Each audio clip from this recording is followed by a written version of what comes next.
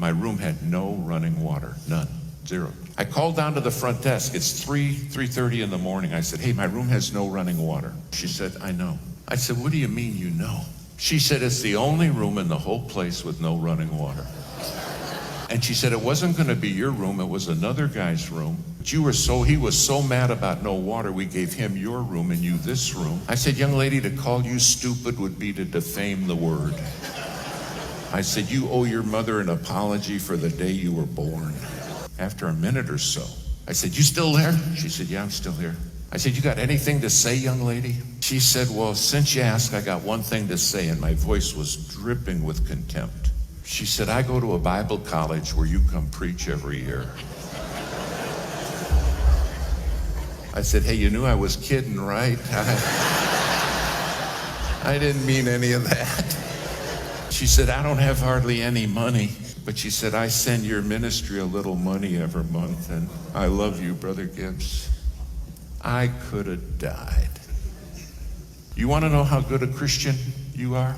You want to know how good I am? What does it take to make you gripe? I went down by that young lady, got on my knees, and begged her forgiveness. I said, I broke God's heart. I said, what I did to you, I'd never want somebody to do to my wife or my daughter. And she said, oh, it was my fault, I forgot. I said, no, it's not your fault. In everything, give thanks. And I broke God's heart. A year later, I'm in her home church. When I walked in, I met her preacher in the vestibule, and he said, you know, a young lady in our church that goes to Bible college said you checked in at a motel where she was working. So I decided to play dumb. How many of you understand that one, right? I said, like, where was this now? And I said, what'd that young lady tell you, preacher? Just how much she loves you. I said, preacher, let me tell you what I did to her. And I told her preacher the whole story, every bit of it. He said, Brother Gibbs, she's too good a Christian to ever complain about you. She's an orphan. She doesn't know who her mother is or who her father is. In a foreign land, she was abandoned in a dumpster and almost died.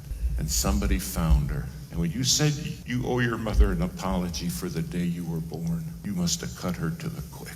But Brother Gibbs, she never complains, never. What does it take to make me complain? What does it take to make you complain? Our one job is to make the Son of God look good.